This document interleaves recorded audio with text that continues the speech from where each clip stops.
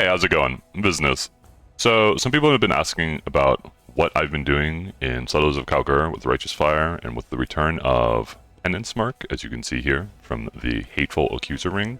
So I just wanted to show a quick little mapping session, like a bossing session. We'll do an Elder, something really simple and quick to kind of showcase Penance Mark and what it does. Just in general, how my mapping character goes. We can get rid of all this crap real quick. Don't look at them. That way people can more easily see what I have equipped or whatever. But there's nothing like too special about the character. It's just like a very stock Righteous Fire character. Using Cloak of Flames for Fizz conversion. I'm using Dawnbreaker for Fizz conversion. I've been playing with a hardcore challenge, so if I die, I delete my character, which is why I have like such a heavy orientation of uniques, if you will. Like, you don't really need a Defiance of Destiny in softcore. It's kind of nice, but I would probably just use a damage amulet otherwise. Using Death Rush, because it synergizes very well with Penance Mark, because you're constantly killing creatures. It's just also really good for mapping. Otherwise, you know, standard Immortal Flesh, Horror Helmet, Dot Multi Scepter, etc. There's nothing like too crazy there. Or as you can see here, I'm using Purity of Fire. We do have access to a lot of resistances with Jewels this league. As you can see here, you know, we hit +2 max fire res on Jewels. It's kind of insane, honestly. But I'm still mostly just using regular damage Jewels, reduced curse Jewels. I have Tempest Shield for anti-shock. This is another thing where if you can solve shock with like a Stygian belt, anti-shock, or you can just kind of have reduced shock and not worry about it too much. If you don't want to be wearing Tempest Shield, which I wouldn't fault you for, I would take a little bit more reservation here and run Skitterbots instead. Gives you some good damage, a little bit of chill. And Malevolence and Determination. Determination ate a nerf, where it lost like half of its flat armor, but still pretty efficient. So I would recommend it. We can do just like a quick map, like no mods on this, it's pretty safe. A nice isolated boss, so hopefully we can showcase Penance Mark. For those who don't know, who weren't around for Affliction League, Penance Mark, as I said once again, granted by Hateful Accuser. It's a ritual ring. They brought back all 3 of the curses. Penance Mark is a curse, it's a mark. You put it on an enemy, and then when you hit the enemy on a 1-second cooldown, it will spawn 3 enemy phantasms. These enemy phantasms work like enemies in every other sense of the word. You kill them, they give you flasks, they give you Vol Souls, they give you on-kill effects such as Blood Rage Frenzy charges, Adrenaline Death Rush, and they have a decent amount of life to them. They have about 40,000 life, so they explode for Hinocorus. Yo, Apex. These things are terrible. But as you can see, like, you're just a typical RF build. You have Hinocorus to kind of help facilitate your clear. You have Ignite Spread. You can see I have here on my gloves. Ignites you and inflict spread to other enemies within 1.4 meters. It's something called Proliferation. You can see here there's like little fiery rings around enemies. So as I drag people in, this guy's taking damage even though he's not standing in anything. It's very important to have Ignite Prolif on these builds. We can just kind of run onto the boss. We'll take this off. There's like no reason to have a massive shrine if I'm just trying to show the build. But the gameplay is pretty smooth, pretty simple. You just run forward. I wouldn't call you immortal. I have had a few close calls, but typically as long as you're not scaling up map modifier effects too high, you won't have any issues. You see there, that was a Hinokori explosion off a Penance Mark there. I assume it could have been a Syndicate guy spawning, but I'm going to assume that's what it was. So we can pull these 3 guys. We can Penance Mark them. You can see the little phantoms spawning around the side here. Ideally they blow up, but you know, it's a 5% chance. Sometimes it doesn't happen. It's unfortunate. We'll do an Elder once again to try to showcase it. That's just like an example of mapping. It's pretty straightforward. The reason I advocate for using this ring, for using Penance Mark in general, because something that a lot of Righteous Fire builds will struggle with, and a lot of like kind of defensive Ignite Chieftain builds will struggle with, damage over time Chieftain builds will struggle with, is just like damage early on while you're trying to scale. And like, yeah, you can eventually scale up your Fire Trap and everything. So you can see there, that was a Penance Ignite. Oh, you started taking like roughly double damage or something. And there's like a bigger one that popped. Something that struggles is like, before you have your, you know, +1 for Fire Trap, double dot multi, fire damage scepter, before you have your Dragon Fang +3 Fire Trap, before you have your 7-link helmet. Like, you really tend to struggle with damage in Chieftain builds and Righteous Fire builds, and this is something that's like talked about a lot. And so I would highly recommend, and these rings are fairly cheap, at least when I was looking at them. High rolls are not, but like just getting a generic ring, it's a great way to solve the issue that Righteous Fire Chieftain has. So Righteous Fire Chieftain honestly is one of the best starter builds for just like a generic map clear.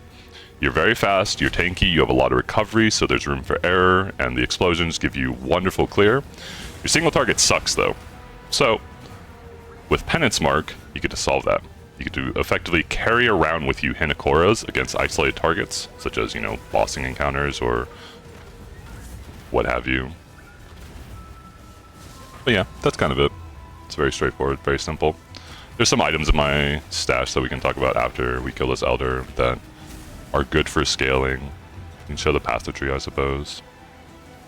There's nothing like too crazy. We still path up to the top. I'm using clusters. I'm personally using Unflinching for +1 endurance and endurance generation. You can use Fan the Flames instead of a Glove Implicit for spread. Wrapped in Flames is a wonderful source of anti-chill and ash. You do hit enough times, you'll maintain it on those things. But you can see here, I mean, I guess there's like mobs spawning around, but like, you'll maintain your frenzies and your adrenaline and everything in single target, just through the penance. Watcher's Eye? Wow. Sometimes lucky. That was just like a showcase of how you can take your kind of mediocre single target damage and try to elevate it using Penance Mark. It works for any of the isolated bosses. It's good for, like, I did all my Void Stones using it, I did my Uber Elders. I'll eventually use it to scale for like Ubers later. But these are just like some of the items I want to talk about. So if we look at the passive tree, you know, we're using the Light of Meaning, the Apprentice pack from last league if people are familiar with it. ID the Watcher's Eye, you gotta wait till the end to see it. I'm using an Unnatural Instinct. So the way that this works is Unnatural Instinct will allocate all of these nodes. And the way that Light of Meaning works is it gives you bonus stats for every node onto these passives. So you can see all these little passives here of 6% fire damage. And then Unnatural is going to pick all it up. You're already naturally pathing to this. It's an excellent source of damage. There are different variants of this. You can have fire damage, good for damage obviously. You can have 5 max life. It's okay. I typically wouldn't recommend it, but you can kind of get some cheap corruptions on it. You can do Chaos Res, and then it pretty much is your full Chaos Res from -60 to 75. It's kind of crazy. You can do Armor. It's not bad. It's like good for Simulacrums when you switch over to Doppelgangers guys or something. When you use Punishment, so we can showcase this. This is kind of a... This is something that is not going to exist, but it does exist. So, as we said earlier, Penance Mark is a curse. It's a mark, right? I don't have +1 mark. I don't have +1 curse anywhere. Like, I don't have Whispers, I don't have a Corruption or anything of this nature. If you Punishment first, we can have this gentleman here. If you Punishment first and then mark them, it just works. I don't know why. When they fix it, you should probably get +1 curse or something. But it works for now. It doesn't work with like Assassin's Mark or any of those other things, so it's probably unintended. Yeah, as far as like other choices to do, I'm a big fan of getting reduced curse on your jewels. You typically just need like 2 more because once again the nameless ring implicit here, it's a new base, gives you 50% reduced effective curses on you. It's wonderful. If you don't want to go with Unflinching, they're too expensive for you, or you just don't want to devote 2 of your slots, or you want to use a different Forbidden, you can always go with Enduring Composure. The small cluster from armor you can see here makes it so that anytime you get hit for 4 seconds, you get an endurance charge every second. It's wonderful. Endurance charges got a buff this league. Instead of giving elemental resistances, they reduce elemental damage taken. And also just physical mitigation in general is more important with them removing some sources of shift. You can see here, this is just another reduced curse life damage. You get max res if you want, but they started being really expensive. So to fit in my current aura setup, I'm using a small Reservation 3 passive. I'm using it with Mortifying Aspect. This is a little more efficient than just 3 normal nodes, as well as it gives chaos res. It's pretty important to try to pick up things like stats, such as dex or int, or chaos resistance on your clusters. It actually adds up quite a bit. Like, you only get 1 medium point, 1 large point, a couple small points, but like, adds up to 8 passives worth of 6 decks. It's important. I would really focus on it. As you saw here, I'm using a Fan the Flames. This is like kind of an old cluster that I haven't replaced yet. I would recommend a Wrapped in Flames. This is like your source of Ash. We used to be able to use Infernal Cry, but it no longer gives Ash. You need it. It's a lot of damage. You can instead use Blowback. Gives you Ignite chance and 8% faster ailments. My Watcher's Eye is mostly defensive oriented. I'm using an anti-crit Watcher's Eye. This might be good if, with the Wildwood buffs that just recently happened, blue Wildwood farming is important again, but realistically in a softcore environment, you don't really need this much anti-crit. I would recommend things like Malevolent damage over time, Malevolent faster ailment, Determination physical damage reduction, Vitality recovery, things like this are probably going to be a lot more useful for most builds. The large clusters, you can kind of just get 3 whatever passives, I'm going to be honest with you. It's not that big of a difference to picking up like a few Burning Brights. That being said, AoE is important, but you can typically just get all the AoE requirement you need, mostly, through a medium cluster that I use here, which is an area cluster. As Assert Dominance, once again, the Phantasms are enemies. You're killing 3 enemies every second, so you definitely facilitate killing 5 enemies every 4 seconds. This is like a constant 25 AoE even on single target. And then we use Expansive Might. So this doesn't give you the damage because you're not swinging a weapon, but it does give you 10% AoE as you stand still, because you're a very tanky build. Most of the time on single target, it's going to be 50% AoE. It's pretty good. I use a Brutal Restraint. The main reason to use a Brutal Restraint, honestly, is Dexterity early. But you can always get some nice nodes, such as I have Alchemist Genius here. It makes your flash stronger, gives you more flash charges. It's really helpful with maintaining through the Flagellant and Masochist. I have Onslaught on Kill, makes it so you don't need it on your boots anymore. You can get Elemental damage, you can get Minion damage if you want to be going through Spiritual Aid, if it's easier to craft your weapons that way. Get shields. You can also get like Dex is fine, you can get Aura Effect is fine. Nothing too special.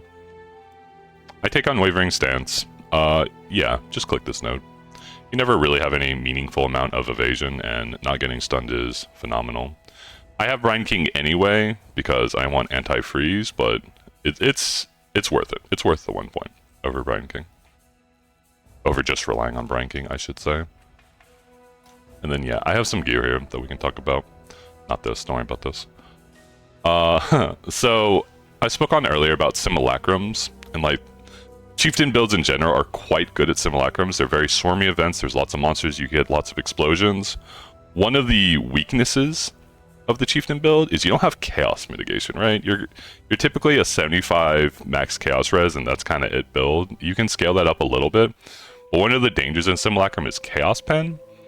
So my recommendation for that, if you want to be like a heavy simulacrum farmer, is to use doppelgangers, guys. Gives you a sufficient amount of physical mitigation to kind of make up for losing Cloak of Flame, although you will want armor behind it, and ideally a Dawnbreaker. But most importantly, it gives you a ton of chaos mitigation, which once again is helpful against pen. Also, the regenerate is nice. It's always active, even on single target. Like, if you just want to wear this all the time, it's always active. It's great. Something fun to think about for the future is there is a staff enchant. There's a runesmithing staff enchant that makes it so that you get cycling shrines or stacking shrines. I'm not sure which. So at some point, I'm probably going to play with like a rare staff and goal and Blunderbore and just have huge acceleration shrines and massive shrines. It'll be fun. Something else, if you really want to be like kind of a zippy, zoomy, speedy mapper, you want to really lean into the explosions, is we got, when you kill an ignited enemy, inflict an equivalent ignite on nearby enemies. You'll recognize this as the line from Barracks for Spite, which is a pretty popular choice for Ignite Chieftains for mapping. But now you can get on your weapon, thanks to Settlers of Kalguur runesmithing. It does have to be a one-handed sword. So my recommendations for that is you either get a fractured damage over time multi-sword, so it's easy to craft. You just get like fire damage over time. These are things that you're going to have to do through like veiling or just bench crafting. Or you can do what I did here and you can get an explode sword. There were not many up, but you know, they weren't that expensive. Sure, more will appear later. But that's something fun I'll play with later. As far as anything else is concerned, nah, I think that's it. Yeah. The TLDR of the video, I guess, is just start playing with this ring. It's really strong. Penance Mark is incredible. Make sure you have Ignite Chance. I suppose that's something we can talk about real quick, although it's detailed very heavily in the POB. We can look at those too. But like, you can see up here, I have Ignite Chance over the dot multi, which is like a typical for, you know, Righteous Fire builds. You don't really need Ignite Chance, but like, Chieftain should definitely have Ignite Chance. You should have Ignite Chance, you should have Ignite Spread. It's helpful with Inacores in general, and it's especially powerful with Penance Mark. Yeah, I can just show these POBs briefly. They'll be in the video description down below. You can just kind of open it up.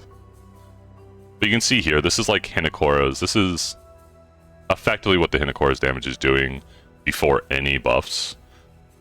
I have like a little descriptor here. Like, you're going to have Covered in Ash, you're going to have killed enemies, you're going to have Onslaught, Frenzy, Adrenaline, all this punishment some number of the time. Like, this damage spikes up quite a bit very quickly. You're probably actually doing somewhere between, you know, 5 to 7 million DPS with just a ring, effectively. There's no scaling for it, right? There's no gem scaling, I should say. But here's the tree that I was using for a long time. But this is the tree if you can't afford Ignite tattoos, which have recently spiked. This is a tree, it doesn't use Unnatural Instinct, it doesn't use, you know, expensive Ignite tattoos.